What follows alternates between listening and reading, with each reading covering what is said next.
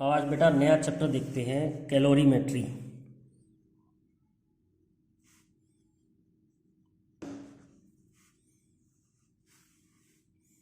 Calorimetry क्या है? It is a study of measurement of heat.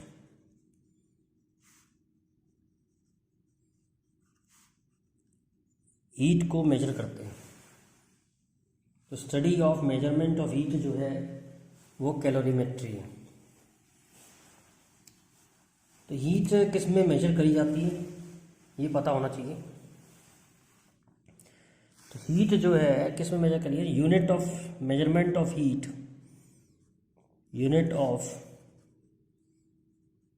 Measurement of heat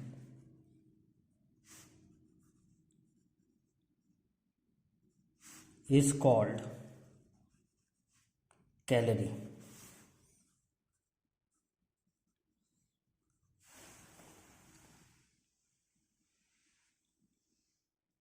तो एक साइंटिस्ट थे जूल, जिन्होंने कैलोरी और जूल में रिलेशन निकाली। 1 कैलोरी होता है 4.2 joule.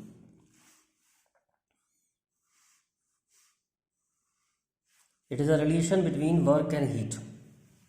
It is a relation between work and heat। और इन्होंने एक फॉर्मूला भी दिया, that is called Joule's law। W is equal to JQ। W is equal to JQ। J यहाँ होता है जूल कांस्टेंट,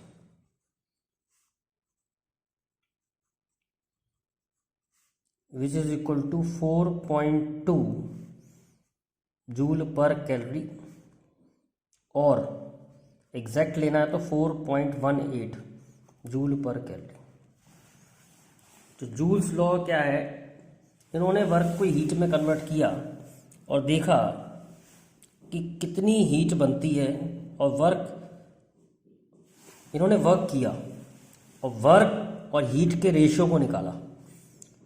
तो ratio of work done to heat is called joule constant.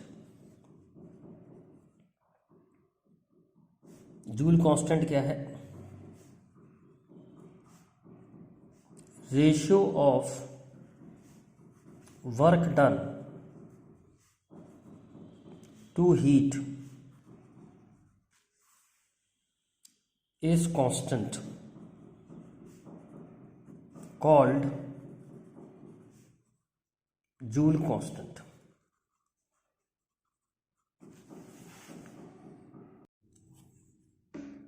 अब देखते हैं 1 कैलोरी की क्या डेफिनेशन है।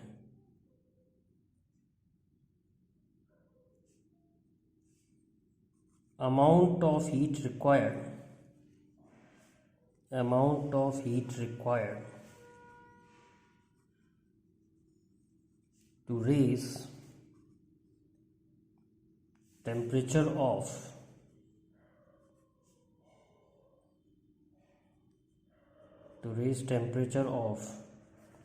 1 gram of water by 1 degree centigrade. 1 gram of water को का टेम्परेचर 1 डिग्री बनाने में जितनी हीट देनी पड़ती है उसको हम कहते हैं 1 कैलोरी। अब हम फार्मूला समझते हैं बेटा। हीट का फार्मूला क्या है?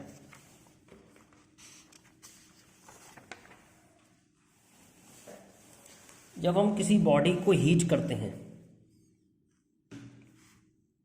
जैसे कोई बॉडी है, उसका मास m है, अगर हम हीट देते हैं उसे,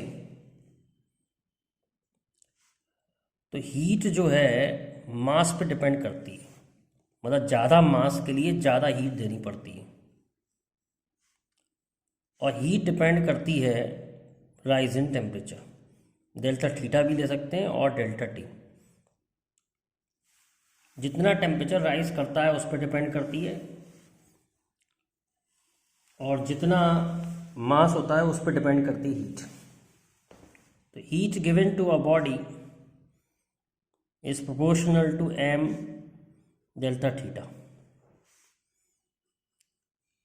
तो heat is equal to M S delta theta और एम सी डेल्टा थीटा।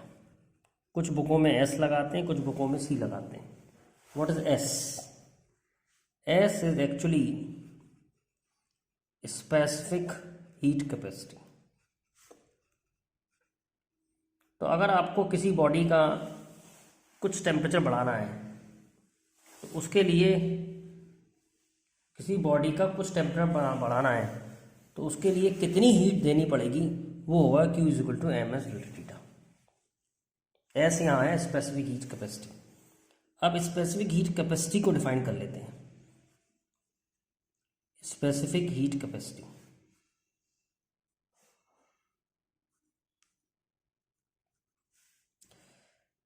अगर मैं यहाँ से S का फॉर्मूला निकालूं तो वो आएगा Q upon M delta theta.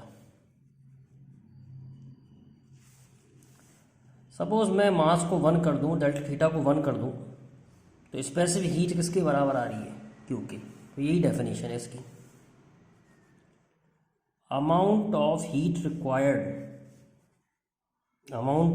Required to raise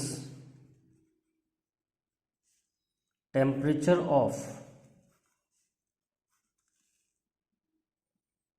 unit mass of a body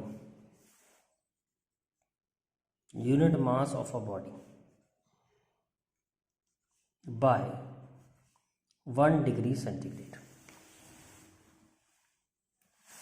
तो स्पेसिफिक हीट जो है, it's amount of heat required, कितनी हीट हमें देनी पड़ रही है यूनिट मास ऑफ बॉडी को का 1 डिग्री टेम्परेचर बढ़ाने में। तो स्पेसिफिक हीट ऑफ वाटर जो होती है वो होती है 1 कैलोरी पर ग्राम डिग्री सेंटीग्रेड, और स्पेसिफिक हीट ऑफ आइस जो होती है वो होती है 0.5 कैलोरी पर ग्राम डिग्री सेंटीग्रेड। अगर हम ऐसा ही सिस्टमों का इस्तेमाल करें तो 1 कैलोरी होता है 4.2, तो 4.2 joule per gram degree centigrade, और ये इसकी हाफ हो जाएगी 2.1 joule per gram degree centigrade. ये आपकी डेफिनेशन बनी specific heat capacity. Unit mass का 1 डिग्री टेम्परेचर बढ़ाने के लिए जितनी हीट देनी पड़ती है वो उसकी स्पेसिफिक हीट कैपेसिटी होती है। जितनी ज़्यादा स्पेसिफिक हीट होगी उतनी ज़्यादा हीट देनी पड़ेगी गर्म करने के लिए, ऐसे ही ज़्यादा हीट निकालनी पड़ेगी ठंडा करने के लिए। तो वाटर की स्पेसिफिक हीट बहुत हाई होती है। Water has very high specific heat. Water has very high specific heat. Hence, it will cool slow, it will hot slowly. Therefore, it is used as a coolant. It is used as a coolant. Coolant की तरह इस्तेमाल करते हैं हम water का। जैसे generator वगैरह कुछ चीज़ गर्म हो जाती है तो उसके रेडिएटर में हम पानी डालते हैं, तो पानी की हाई स्पेसिफिक हीट है तो वो ज़्यादा हीट खींचेगा, तब उसका थोड़ा सा टेम्परेचर बढ़ेगा, ज़्यादा हीट खींचेगा। तो ये कारण है कि वाटर का use as a coolant. It has a very high heat specific heat capacity. अब हम समझते हैं थर्मल कैपेसिटी क्या होता है।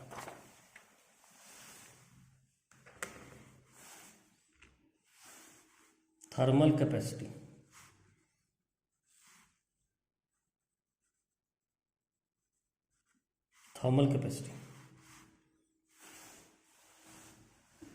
इसकी भी डेफिनेशन कुछ ऐसी ही है। Amount of heat required amount of heat required to raise temperature of a body by 1 degree centigrade. Amount of heat required to raise temperature of a body by 1 degree centigrade. 1 degree centigrade बढ़ाने में जितनी heat देनी पड़ती है उसको कहते हैं thermal chemistry. Body का 1 डिग्री टेम्परेचर बढ़ाने में, इसमें यूनिट मास नहीं है. तो हमने फॉर्मूला पढ़ा है Q is equal to M C delta theta.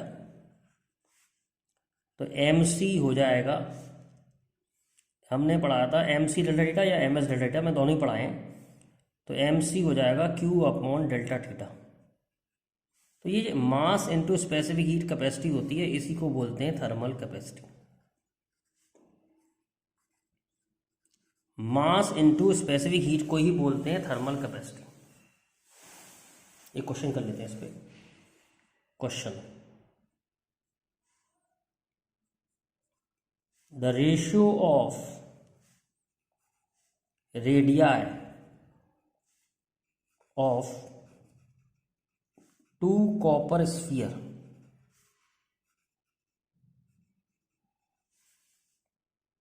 is 2:1 at same temperature.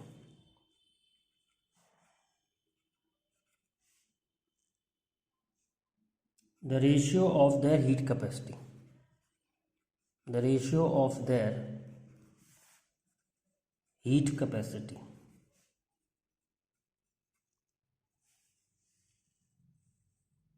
पहला ऑप्शन 2:1, दूसरा ऑप्शन 1:1, तीसरा ऑप्शन 8:1, चौथा ऑप्शन 4:1. अब हमें रेशियो निकालना है थर्मल कैपेसिटी का. टीसी लिख लेते हैं इसे शॉर्ट फॉर्म में. तो रेशियो आएगा thermal capacity of 1 upon thermal capacity of 2, mass of 1 into specific heat, mass of 2 into specific heat. Specific heat तो सेम होगी. क्यों होगी सेम? क्योंकि स्पेसिफिक हीट मटेरियल पर डिपेंड करती है. Specific heat capacity depends upon material. तो specific heat capacity तो बेटा सेम होगी. तो दोनों सेम मटेरियल के हैं, कॉपर के हैं, तो स्पेसिफिक हीट कैपेसिटी सेम होगी. Let's find the ratio. तो मास को खोल लो, डेंसिटी भी सेम होगी. 4/3 पाई R1 cube into specific heat into density, 4/3 पाई R2 cube into density into specific heat. तो आंसर आ रहा है R1 का क्यूब अपॉन R2 का क्यूब. अब R1 upon R2 we know is 2:1 का क्यूब. तो आंसर आ गया 8:1. This is the correct answer C, 8:1. अब कुछ और क्वेश्चन कर लेते हैं, बहुत सिंपल हीट से related. Find amount of heat required, find amount of heat required to heat 10 gram of water by 10 to 40 degree centigrade. बहुत सिंपल है. हीट का फार्मूला होता है एम सी या एस डेल्टा थीटा. सी भी लिख सकते हैं, एस भी लिख सकते हैं. मास दिया है 10 ग्राम.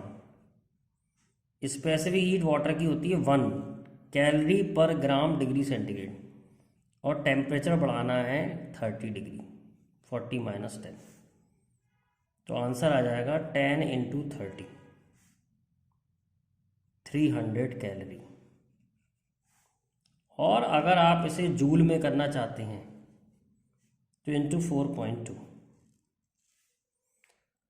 तो ये वैल्यू आपकी सॉल्व करके आ जाएगी 1260. Joule, 1260 joule.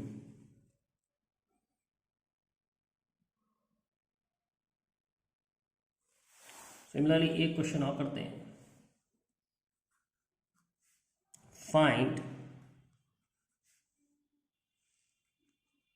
Amount of heat required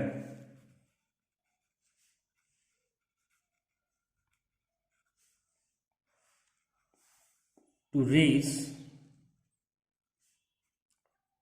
temperature of ice from -20 degree centigrade to 0 degree centigrade. Specific heat of ice we know is 0.5 calorie per gram degree centigrade.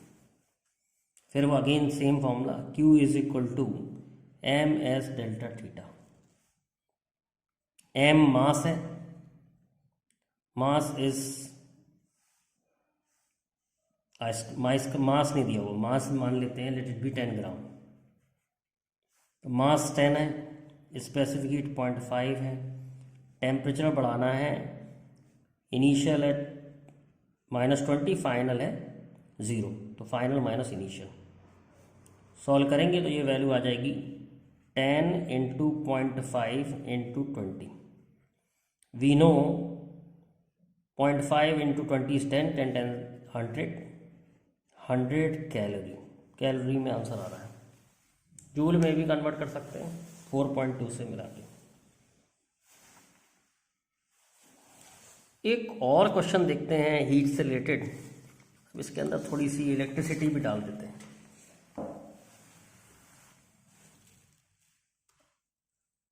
Question देखिए, power of a heater is 100 watt. It is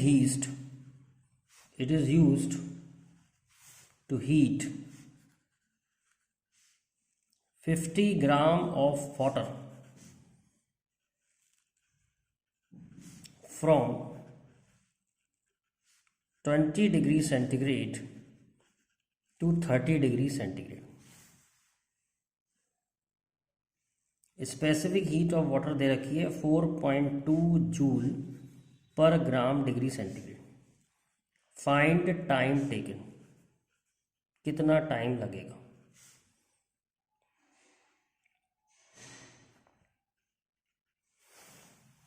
find time taken.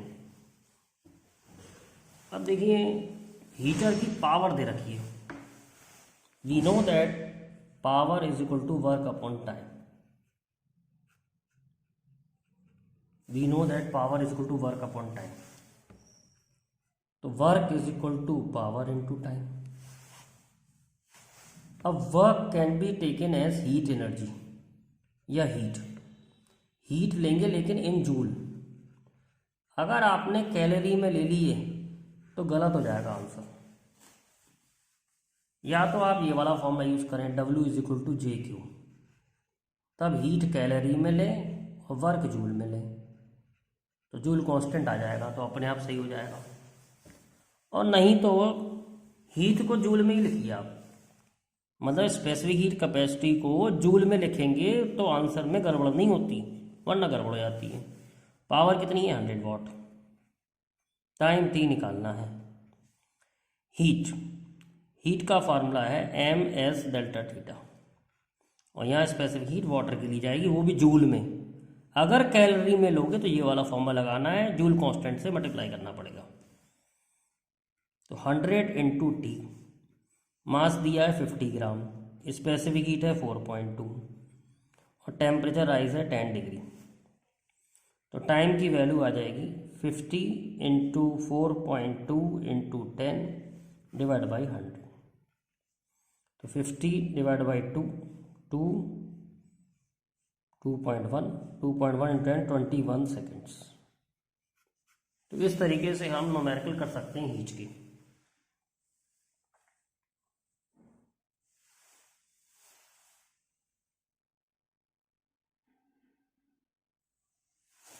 इसी तरह का एक question refrigerator का कर सकते हैं, जैसे हीटर का किया है ऐसे ही रेफ्रिजरेटर का काम होता है कूल करना, तो हम एक रेफ्रिजरेटर का कर सकते हैं। क्वेश्चन देखिए, अ refrigerator extract energy at a rate of 100 watt. How much time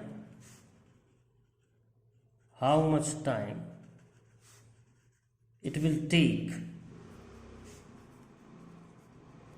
to cool water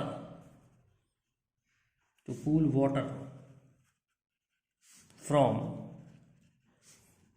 30 degree centigrade to 20 degree centigrade.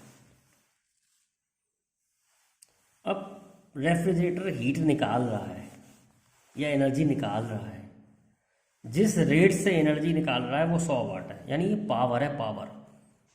Power को वर्क अपॉन टाइम या एनर्जी अपॉन टाइम दोनों लिख सकते हैं। कभी भी वर्ड रेट आएगा फिजिक्स में तो टाइम जरूर आएगा, एनर्जी अपॉन टाइम या वर्क अपॉन टाइम, और rate of doing work power होता है। तो पावर दे रखी है 100 वाट, तो पावर इनटू टाइम बराबर हो गया एनर्जी, और एनर्जी लेनी है यहाँ पर हीट एनर्जी जितनी निकाली उसने। तो पावर है 100, टाइम है t, एनर्जी होगी यानी हीट होगी ms डेल्टा थीटा।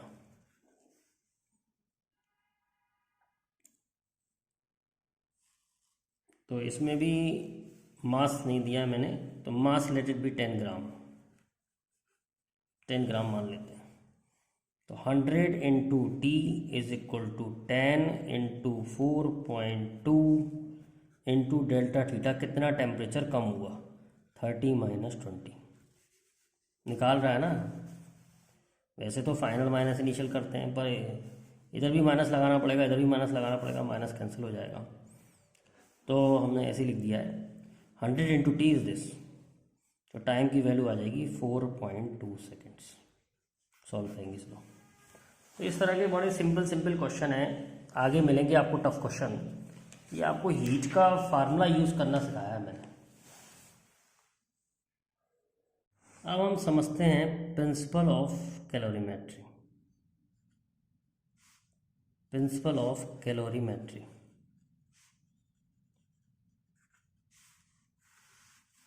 ये क्या है? When two materials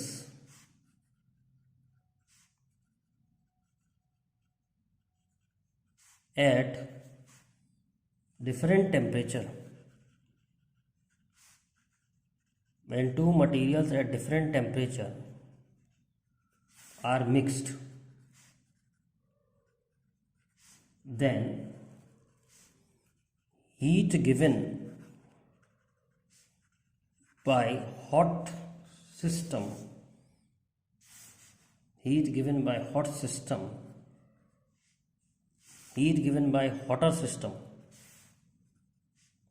is equal to heat taken by colder system।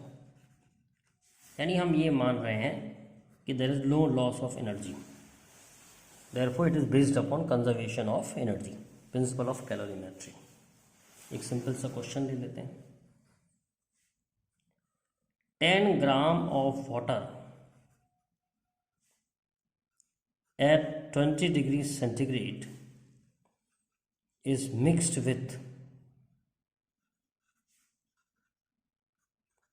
20 gram of water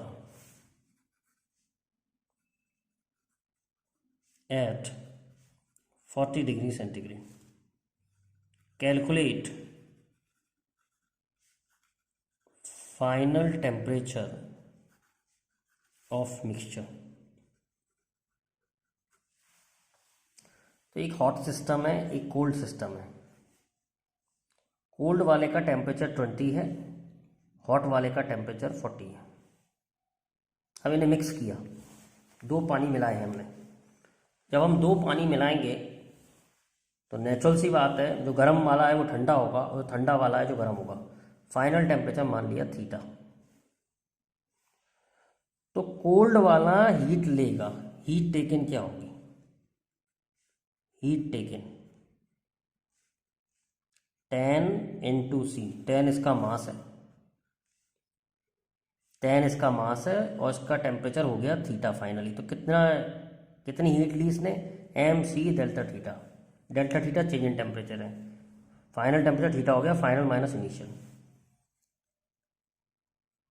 अब हीट गिवन, इसने हीट दी है तो 20 इंटू सी। अब ये ज़्यादा हुआ टेम्परेचर पे तो ये हीट दे रहा है तो 40 माइनस थीटा करेंगे। ये हीट दी, ये हीट ली, दोनों इक्वेट कर दो। 10 C theta minus 20 is equal to 20 C 40 minus theta. C और सी कैंसिल हो गए, 10 और ये कैंसिल हो गए, तो आया सॉल्व करके आ रहा है आपका theta minus 20 is equal to 80 minus 2 theta. तो सॉल्व करेंगे तो ये आ जाएगा 3 थीटा इज इक्वल टू 100। तो theta is equal to 100/3 degree centigrade. 28 theta नहीं है। फिर समझ लीजिए, एक जना हीट दे रहा है, एक जना हीट ले रहा है। जितनी हीट एक देगा उतनी हीट दूसरा लेगा। तो heat taken M C final minus initial. Heat given M C 40 minus theta, दोनों को इक्वेट कर लेंगे। तो 10 सी थीटा माइनस 20 इसको 20 सी 40 माइनस थीटा। सी और सी कैंसिल हो गए, 0 0 कैंसिल हो गए। Theta minus 20 is equal to 80 minus 2 theta. 3 theta is equal to 100, theta is equal to 100/3। अब हम बेटा प्रिंसिपल ऑफ कैलोरीमेट्री पर एक क्वेश्चन और करते हैं। अ tap supplies water at 10 degrees centigrade and another tap supplies water at 100 degrees centigrade. How much hot water must be taken so that we get 20 kilogram water at 35 degree centigrade. अब हमें final जो पानी चाहिए वो 20 kilogram चाहिए। मान लो m जो है हॉट वाटर है उसके अंदर, तो कितना बचा, 20 माइनस m कोल्ड वाटर है। ये मिक्स करने हैं। कोल्ड वाटर का टेम्परेचर कितना है, 10 डिग्री सेंटीग्रेड। हॉट वाटर का टेम्परेचर कितना है, 100 डिग्री सेंटीग्रेड। और फाइनल टेम्परेचर कितना चाहिए, 35। फाइनल टेम्परेचर 35 चाहिए। तो हॉट वाला कूल होगा और कोल्ड वाला हॉट होगा। तो प्रिंसिपल ऑफ कैलोरीमेट्री लगाएंगे, heat gained by hot water, heat gained by cold water is equal to heat loss by hot water.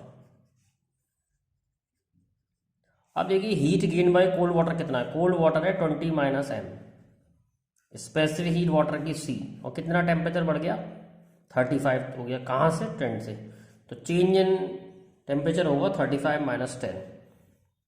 Heat loss by cold water, cold water का mass कितना है, M, specific heat capacity C, cold water है 100 पे, final कितना हो गया, 35। ये change in temperature है, दोनों में ध्यान रखना, पॉजिटिव ही आएगा। सॉल्व कर लो, सी कैंसिल हो जाएगा।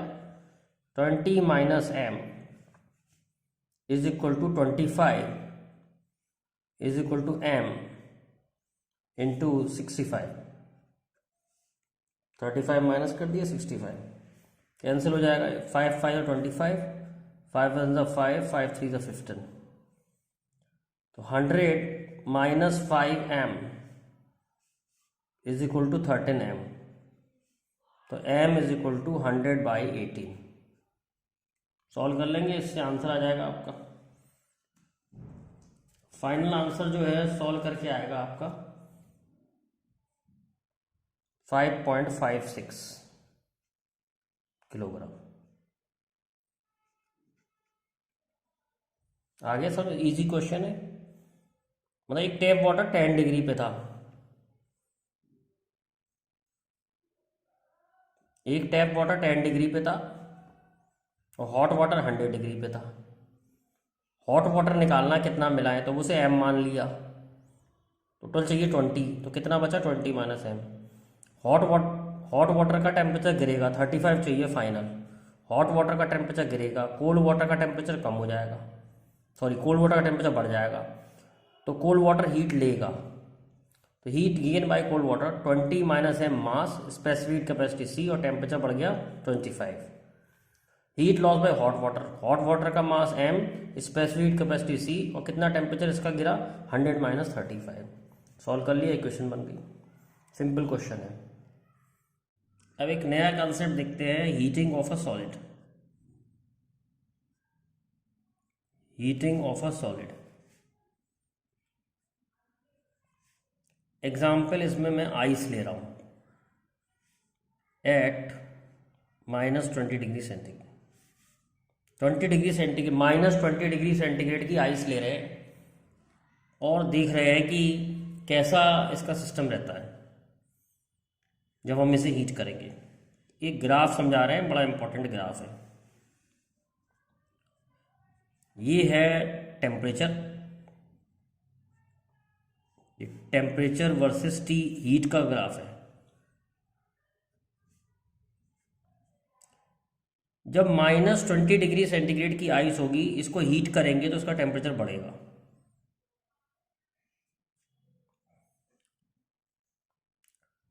फिर और हीट करेंगे, जब आइस का टेम्परेचर 0 डिग्री हो जाएगा तो आइस मेल्ट करने लगेगी। तो जब आइस मेल्ट करती, यानी जब फेज चेंज होता है तो टेम्परेचर चेंज नहीं होता है। तो इतनी देर तक ये आइस मेल्ट हो रही है, ये जो है ना, ये मेल्टिंग को दिखा रहा है। तो मेल्टिंग के समय टेम्परेचर चेंज नहीं होगा। जब आइस पूरी मेल्ट हो जाएगी तो फिर इसका टेम्परेचर बढ़ने लगेगा, फिर इसका टेम्परेचर बढ़ने लगेगा।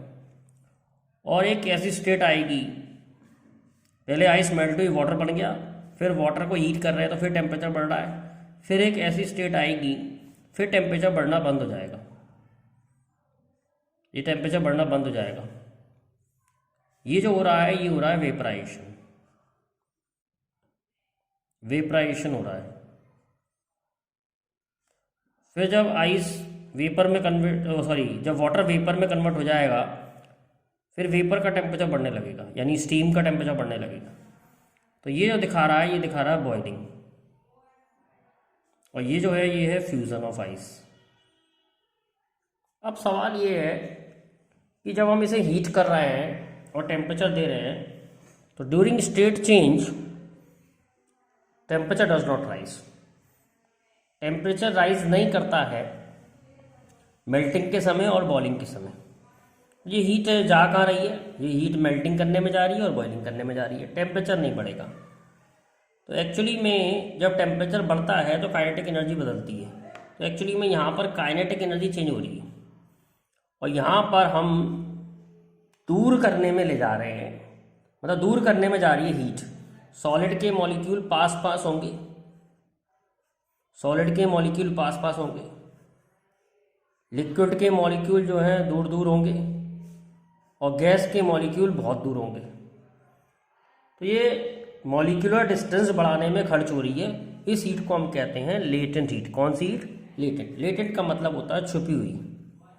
ये एक तरह से छुपी हुई हीट है, लेटेंट हीट। ये एक तरह से छुपी हुई हीट है, जहाँ मतलब ये हम देख नहीं पा रहे हैं, क्योंकि हम हीट को कब देख पाएंगे? जब टेम्परेचर बढ़ेगा। लेकिन मेल्टिंग के समय टेम्परेचर नहीं बढ़ रहा है, बॉइलिंग के समय टेम्परेचर नहीं बढ़ रहा है, तो ये है लेटेंट हीट ऑफ फ्यूजन। तो ये है लेटेंट हीट ऑफ फ्यूजन, ये है लेटेंट हीट ऑफ वेपराइजेशन। ये हीट जो जा रही है, तो लेटेंट हीट यानी कि छुपी हुई heat, latent heat of fusion of ice होती है 80। Latent heat of fusion of ice होती है 80 कैलोरी पर ग्राम। और ध्यान रखें, अगर हम एसआई सिस्टम में ले रहे हैं तो कैलोरी में नहीं लेंगे, जूल में लेंगे। तो 80 इंटू 4.2 कर दो तो ये हो जाएगी जूल पर ग्राम।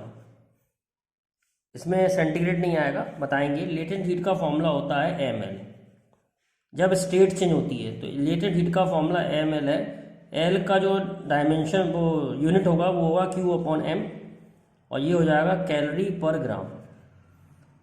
लेटेंट हीट का फॉर्मूला ml होता है, यानी जब स्टेट चेंज होगी तो हमें फॉर्मूला कौन सा लगाना पड़ेगा, ml। तो दो होते हैं, एक लेटेंट हीट ऑफ फ्यूजन होता है, एक लेटेंट हीट ऑफ वेपराइजेशन होता है। लेटेंट हीट ऑफ वेपराइजेशन आता है 536 कैलोरी पर ग्राम। लेटेंट हीट ऑफ वेपराइजेशन ये ज़्यादा होता है वाटर के लिए। लेटेंट ऑफ वेपराइजेशन जो है ये 536, 540 भी ले सकते हैं। 536 कैलकुलेशन को इजी करने के लिए 540 भी ले सकते हैं। 536 कैलोरी पर ग्राम, तो ये है लेटेंट हीट ऑफ वेपराइजेशन। इसलिए ज़्यादा बड़ा दिखाया है ग्राफ में। ये पोर्शन बड़ा क्यों दिखाया है, क्योंकि latent heat of vaporization latent heat of fusion से ज़्यादा होता है। लेटेंट हीट ऑफ फ्यूजन केवल 80 है, लेटेंट हीट ऑफ वेपराइजेशन 536 है, यानी ज़्यादा हीट देनी पड़ती है वाटर को स्टीम में कन्वर्ट करने के लिए। एक सवाल ये भी आता है, एग्जाम में पूछा आता है कि किससे ज़्यादा बर्न होगा, बॉइलिंग वाटर से ज़्यादा बर्न होगा या स्टीम से ज़्यादा बर्न होगा। तो स्टीम से बड़ी जल्दी हाथ जल जाएगा, क्योंकि उसके अंदर ज़्यादा हीट है। स्टीम की लेटेंट हीट ऑफ वेपराइजेशन बहुत ज़्यादा है, तो steam cause more severe burn than water at 100 degree centigrade. Water at 100 degree centigrade के अंदर इतनी हीट है, और स्टीम के अंदर इतनी हीट आ जाएगी। स्टीम के अंदर इतनी हीट आ जाएगी, तो it is 536 calorie more than water. तो steam cause more severe burn than water at 100 degree centigrade. तो ये भी एक इंपॉर्टेंट क्वेश्चन है, which will cause more severe burn, steam will cause more severe burn. अब आपको याद रखना है कि जब भी कोई लिक्विड मेल्ट होगा, बॉयल होगा, तो हमें फॉर्मूला लगाना है Q = ml, और जब भी कोई टेम्परेचर चेंज होगा तो हम लगाएंगे mc डेल्टा थीटा, जिसमें c जो है स्पेसिफिक हीट कैपेसिटी है, delta theta rise in temperature है, m मास है। बस आपको इतनी सी बात याद रखनी है कि जब भी स्टेट चेंज होगी तो ml, जब भी टेम्परेचर चेंज होगा तो हम mc डेल्टा थीटा लगाएंगे। मैं आपको एक इसका एग्जाम्पल भी कराऊंगा तो और क्लियर हो जाएगा। एक एग्जाम्पल देखते हैं। Question, 10 gram of ice at -10 degree centigrade is converted into steam at 120 degree centigrade. Calculate necessary heat required. अब देखिए -10 डिग्री सेंटीग्रेड की आइस है। जब आप इसे हीट करेंगे तो it will convert into 0 degree ice. -10 से टेम्परेचर बढ़ेगा, 0 डिग्री आइस हो जाएगा। फिर 0 डिग्री आइस से मेल्ट होगी आइस, 0 डिग्री वाटर बनेगा, और 0 डिग्री वाटर को हीट देंगे तो 100 डिग्री वाटर बनेगा, 100 डिग्री का वाटर बनेगा। फिर 100 डिग्री वाटर से 100 डिग्री स्टीम बनेगी, फिर 100 डिग्री स्टीम से 120 डिग्री स्टीम बनेगी। तो ऐसे ये टेम्परेचर चेंज हो रहा है और स्टेट चेंज हो रहा है। जब भी टेम्परेचर चेंज होगा तो we will write mc delta theta, and जब भी स्टेट चेंज होगी तो वी विल राइट ml। जब भी टेम्परेचर चेंज होगा तो mc डेल्टा थीटा, जब भी स्टेट चेंज होगी तो ml, जब भी टेम्परेचर चेंज होगा तो mc डेल्टा थीटा। अब यहाँ पर स्पेसिफिक हीट आइस की लेनी है, क्योंकि पहले इस समय स्टेट आइस है, इसकी जो आइस है अभी, तो आइस की स्पेसिफिक हीट लेंगे। यहाँ लेटेंट हीट ऑफ फ्यूजन लेंगे, यहाँ स्पेसिफिक हीट वाटर की लेंगे क्योंकि वाटर बन चुका है। यहाँ लेटेंट हीट वेपराइजेशन की लेंगे, और यहाँ स्पेसिफिक हीट स्टीम की लेंगे। specific heat of steam and specific heat of water is same, it can take as 1 calorie per gram। अब क्वेश्चन करते हैं, आंसर निकालते हैं इसका।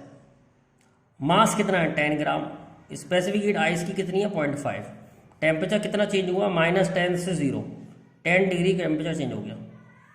मास 10 gram, latent heat of fusion 80 plus mass 10 gram, specific heat of water 1, temperature change 100 plus mass 10 gram और latent heat of fusion of vaporisation of water it is 540। मैंने कहा था 536 ले सकते हैं, 540 ले सकते हैं। Mass 10 gram, specific heat capacity of steam can be 1 और टेम्परेचर चेंज हो रहा है 20। इसको सॉल्व कर लेंगे, we will get the necessary heat required in calorie, क्योंकि हमने कैलोरी में लिया है। तो देखते हैं कितना आंसर आ रहा है। 10.5 हो गया, 5 × 10 तो 50 plus 800 plus 1000 plus 5400 plus 200, this is the answer. Calculate कर लें आप, यहाँ कैलकुलेट कर लेते हैं। 50, 800, 1000, 5400 and 200। Let's add it. So this is coming out to be 8 or 4 12 or 2 14, 7450 joule, oh sorry calorie. Calorie में लिया है मैंने, क्या लिया है स्पेसिफिक हीट वाटर के लिए 1 कैलोरी पर ग्राम, लेटेंट हीट ऑफ फ्यूजन लिया है 80 कैलोरी पर ग्राम, लेटेंट हीट ऑफ वेपराइजेशन लिया है मैंने 540 कैलोरी पर ग्राम, और मैंने latent heat of specific heat of steam लिया है 1 कैलोरी पर ग्राम डिग्री सेंटीग्रेड, और स्पेसिफिक हीट ऑफ आइस लिया है मैंने 0.5 कैलोरी पर ग्राम डिग्री सेंटीग्रेड। तो आप ये याद कर लें, स्पेसिफिक हीट और लेटेंट हीट अगर किसी सवाल में न्यूमेरिकल में नहीं दी हो तो हम इसे डायरेक्ट भी यूज़ कर सकते हैं, अगर नहीं दी हो तो। वैसे तो देते हैं एग्जाम में, लेकिन अगर नहीं दी हो तो फिर ले लेना पड़ेगा। तो let's summarize the question. 10 gram of ice at -10 degree centigrade is converted into steam at 120 degree centigrade, calculate necessary heat required. सबसे पहले we draw the phase diagram, कैसे फेसेस चेंज हो रहे हैं। सबसे पहले -10 डिग्री की आइस है, टेम्परेचर बढ़ाएंगे 0 डिग्री की आइस होगी, फिर आइस मेल्ट होगी 0 डिग्री का वाटर बनेगा। इस समय टेम्परेचर चेंज नहीं होता, ये मैंने ग्राफ से समझाया था आपको। इसके बाद फिर टेम्परेचर 0 से लेके 100 हो जाएगा, फिर स्टेट चेंज होगी, वाटर जो है it will convert into steam. तो फिर हम यहाँ पर फेस चेंज हो रहा है, टेम्परेचर चेंज हो रहा है, सॉरी टेम्परेचर नहीं हो रहा है, फेस चेंज हो रहा है। फिर यहाँ पर टेम्परेचर चेंज हो गया और it will converted into steam at 120 degree. More important बात, जब भी टेम्परेचर चेंज होगा we will apply formula mc delta theta, and जब भी स्टेट चेंज होगी वी विल अप्लाई ml। तो यहाँ पर आइस है तो आइस की स्पेसिफिक हीट, यहाँ latent heat of fusion of ice, फिर यहाँ स्पेसिफिक हीट वाटर की, फिर यहाँ latent heat of vaporisation of steam, यहाँ स्पेसिफिक हीट स्टीम की। वाटर और स्टीम की स्पेसिफिक हीट आप सेम ले सकते हैं अगर नहीं दी हो क्वेश्चन में। वैसे स्टीम की स्पेसिफिक हीट और भी हो सकती है, अगर क्वेश्चन में दे तो वो लेनी है, नहीं दे तो 1 लेनी है। तो मास 10 है, स्पेसिफिक हीट 0.5 है, टेम्परेचर 10 है। यहाँ टेम्परेचर चेंज नहीं हो रहा ml। यहाँ अगेन mc डेल्टा थीटा, मास 10 है, स्पेसिफिक हीट 1 है, टेम्परेचर 100 है। अगेन यहाँ पर ml, l यहाँ पर 540 लिया है मैंने, और यहाँ पर फिर अगेन टेम्परेचर चेंज हो रहा है तो mc डेल्टा थीटा, मास 10 है, स्पेसिफिक हीट 1 है और टेम्परेचर 20 हुआ है। इन सबको ऐड करके हमने टोटल हीट रिक्वायर्ड निकाल ली। अब कुछ बेटा अच्छे क्वेश्चंस देखते हैं जिसमें हम मिक्सचर के क्वेश्चन होते हैं। इसमें स्टेट भी चेंज होगी मिक्स करने पर, और लगेगा तो प्रिंसिपल ऑफ कैलोरीमेट्री ही, लेकिन स्टेट चेंज होगी तो थोड़ा मुश्किल हो जाते हैं सवाल। Let's discuss 2-3 question. जैसे 5 ग्राम of ice eight 0 degree centigrade is dropped in a beaker containing 20 gram water at 40 degree centigrade. What will be final temperature of mixture? What will be final temperature of mixture? अब हुआ क्या, आपके पास 20 kilogram water है जिसका temperature 40 degree centigrade है। आपने इसमें ice डाल दी 5 ग्राम 0 डिग्री सेंटीग्रेड की आइस। क्या होगा, क्या होगा? 5 ग्राम आइस डाली 0 डिग्री सेंटीग्रेड की, तो आइस पहले मेल्ट करेगी, क्योंकि वाटर काफ़ी है, आइस पहले मेल्ट करेगी। अगर आइस बहुत ज़्यादा हो तो फिर आइस मेल्ट नहीं हो पाएगी, लेकिन आइस इस केस में मेल्ट करेगी और उसका टेम्परेचर भी धीरे धीरे करके बढ़ जाएगा। फाइनल टेम्परेचर पूरे मिक्सचर का हम थीटा मान सकते हैं। Theta final temperature of mixture है, ऐसा माना, थीटा फाइनल टेम्परेचर है। हुआ क्या, हीट टेकन बाय आइस, सबसे पहले तो उसे मेल्ट करने के लिए चाहिए, तो मेल्ट करने के लिए ml और टेम्परेचर बढ़ने के लिए mc डेल्टा थीटा, टेम्परेचर बढ़ने के लिए mc डेल्टा थीटा। जो वाटर बनेगा आइस से उसका टेम्परेचर बढ़ने के लिए यहाँ वाटर की लेंगे स्पेसिफिक हीट, आइस की नहीं लेंगे। आइस वाटर बन जाएगी, फिर वाटर का टेम्परेचर बढ़ेगा, थीटा हो जाएगा फाइनल।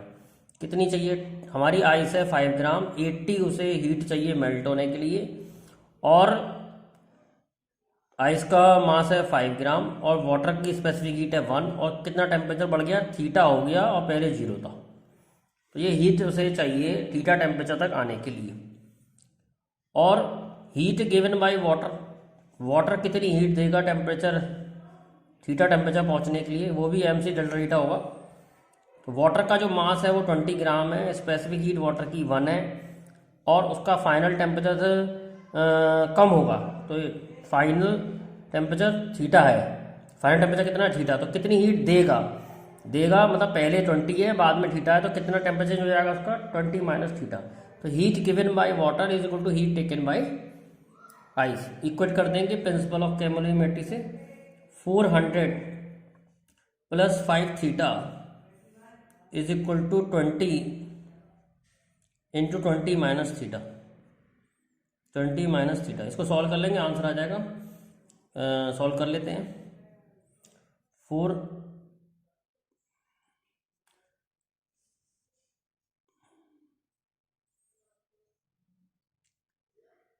टेम्परेचर ऑफ वाटर 40 था, टेम्परेचर ऑफ वाटर 40 था, तो 40 माइनस थीटा, ये 40 होगा, 40 माइनस थीटा। अब देखिए 400 plus 5 theta is equal to 4 two ज़ा 8, 800 माइनस 20 थीटा, ये आ जाएगा 25 थीटा इज इक्वल टू 8 400, तो थीटा इज इक्वल टू आ जाएगा 16 डिग्री सेंटीग्रेड। तो अगर ध्यान से देखें, अगर ये थीटा सॉल्व करके नेगेटिव आ जाता तब कहानी कुछ और थी, आइस मेल्ट नहीं करती, पूरी आइस मेल्ट नहीं करती, और वाटर का फाइनल टेम्परेचर 0 हो जाता। बहुत इंपॉर्टेंट बात कही है मैंने, ये कह तो बड़ी जल्दी थी लेकिन है बड़ी इंपॉर्टेंट। अगर आइस ज़्यादा होती, आइस ज़्यादा होती तो वाटर, आइस पूरी पिघलती नहीं, आइस पूरी नहीं पिघलती तो वाटर अपनी सारी हीट खो देता, और उसका खुद का टेम्परेचर भी कितना हो जाता, 0 डिग्री सेंटीग्रेड। यानी अगर थीटा आपका नेगेटिव आ जाए तो इसका आंसर होगा, इस क्वेश्चन का आंसर होगा 0 डिग्री सेंटीग्रेड। एक क्वेश्चन और देखते हैं, बड़ा अच्छा सा क्वेश्चन है, स्टेट का ही। 5 ग्राम of ice eight 0 degree centigrade is mixed with 5 gram steam at 100 degree centigrade. What is final temperature and how much steam is condensed? How much steam is condensed?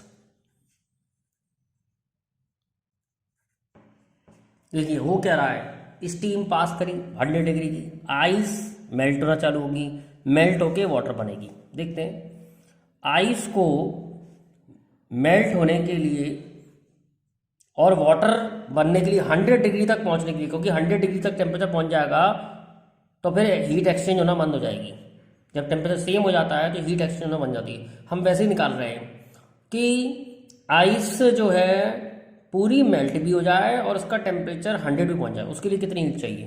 पहले चाहिए मेल्ट होने के लिए ml और temperature change होने के लिए चाहिए mc डेल्टा थीटा। तो 5 ग्राम आइस है, 80 कैलोरी उसकी लेटेंट हीट है, मास 5 ग्राम, वाटर की स्पेसिफिक हीट 1 और टेम्परेचर 100 डिग्री पहुंच गया। मतलब 0 डिग्री की आइस 100 डिग्री की वाटर बन गई है। जब 100 डिग्री टेम्परेचर हो जाएगा तो फिर हीट एक्सचेंज नहीं होगी। इस काम के लिए इसे कितनी हीट चाहिए? 400 plus 500, it requires heat of 900 calorie. Steam पूरी 100 डिग्री पे आने के लिए कितनी हीट चाहिए? स्टीम पूरी 100 डिग्री पे 5 ग्राम स्टीम है एंड सपोज सारी स्टीम कंडेंस हो गई तो उसे कितनी हीट चाहिए? कितनी हीट देगी वो? 536 से मल्टीप्लाई कर दिया, 5 इंटू 536, ये आ रहा है आपका 2580। यानी अरे ये तो बहुत ज़्यादा है, उसके पास हीट बहुत ज़्यादा है स्टीम के पास। मतलब पूरी आइस मेल्ट भी हो गई, उसका टेम्परेचर 100 भी हो गया, उसके लिए केवल 900 कैलोरी चाहिए। और स्टीम पूरी अगर कंडेंस हो जाएगी तो उसको हीट चाहिए, इसका मतलब पूरी स्टीम कंडेंस नहीं होगी और फाइनल टेम्परेचर 100 डिग्री सेंटीग्रेड हो जाएगा। लॉजिकल क्वेश्चन है ये। फाइनल टेम्परेचर 100 हो जाएगा क्योंकि आइस जो है वाटर में कन्वर्ट हो जाएगी और वाटर से 100 डिग्री भी कन्वर्ट हो जाएगी, उसके लिए 900 हीट चाहिए, जबकि हीट स्टीम के पास बहुत सारी है। अगर हमसे पूछे कितनी हीट कंडेंस हो जाएगी, ये निकालना है। फाइनल टेम्परेचर तो बेटा 100 हो गया इसका, क्योंकि वाटर आइस स्टीम बहुत ताकतवर होती है और उसने आइस को मेल्ट भी कर दिया और वाटर का टेम्परेचर 100 डिग्री पहुंचा दिया। अब हीट एक्सचेंज होना बंद। उसके लिए कितनी हीट चाहिए थी? बस केवल 900, और है कितनी अवेलेबल? 2580। तो कितनी हीट, कितनी कंडेंस हो जाएगी? अगर हमें ये निकालना है कितनी स्टीम कंडेंस हो जाएगी, तो इस हीट से स्टीम कंडेंस हो रही है मान लो m डैश, तो 900 is equal to m dash और लेटेंट हीट कितनी है? 536। तो m डैश की वैल्यू आ जाएगी 900 अपॉन 536। इतनी स्टीम कंडेंस हो जाएगी, मतलब इतना मास ऑफ स्टीम कंडेंस हो जाएगा। अगर किसी न्यूमेरिकल में पूछे कितनी हीट कंडेंस हो जाएगी तो उसका ये आंसर है।